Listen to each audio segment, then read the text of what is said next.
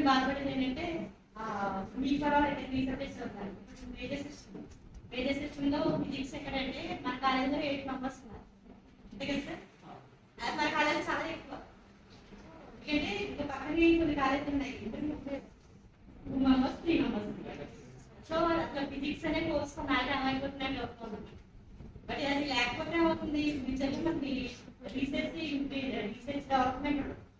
First of all బేసికల్గా school లెవెల్లో physics చెప్పడానికి టీచర్స్ అంతే కదండి. మీరు చదవకపోతే టీచర్స్ తర్వాత ఇంకా ఎంబీబీఎస్ అనమాట ఎలా ఉంటుంది కదా అనేది లెక్చర్స్.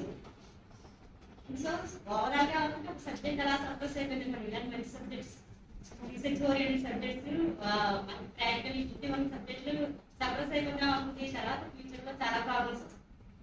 బట్ అది ఇప్పుడు ఎవరికి అర్థం కాక దీనికి ఏంటంటే ఇంట్రెస్ట్ చూపించట్లేదు. అంటే కొన్ని సబ్జెక్ట్స్ డెవలప్ అవ్వాలి. సార్ చెప్పే సార్ డాక్టర్ రిటైర్ అయ్యారు అంటే 35 years సర్వీస్ ఉంది. సో మంచి మోటివేట్ అవ్వండి. మీకు ఏమైనా డౌట్స్ ఉంటే మీకు కానీ సబ్జెక్ట్స్ కానీ డౌట్స్ ఉంటే క్లారిఫై చేసుకోండి.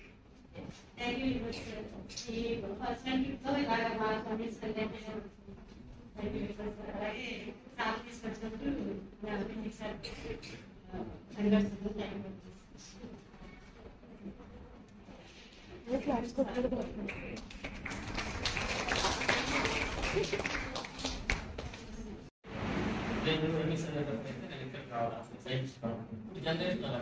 చాలా రాష్ట్రం ఇంతలోనే డిసిషన్ పేరెంట్స్ ఎంకరేజ్ చేస్తున్నారు. అలాంటప్పుడు బై మిస్టేక్ ఐడియా ఫ్యూచర్ అందుకు అడుగు కాబట్టి అలా చేస్తున్నారు. నెక్స్ట్ ఎంఎస్సీ చేస్తారా లేదు కాంపిటేటివ్ ఎగ్జామ్ చేస్తూ ఉండాలి. మనసులో ఉండండి, జోక్స్ చెప్పుకోండి, ఆయన కబుర్లు చెప్పుకోండి, పేరెంట్స్ తో హ్యాపీగా ఎంజాయ్ చేయండి.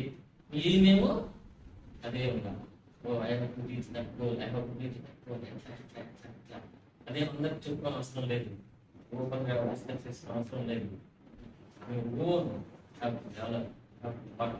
ఇన్ దట్ డైరెక్షన్ అప్పుడు ఆటోమేటిక్ సక్సెస్.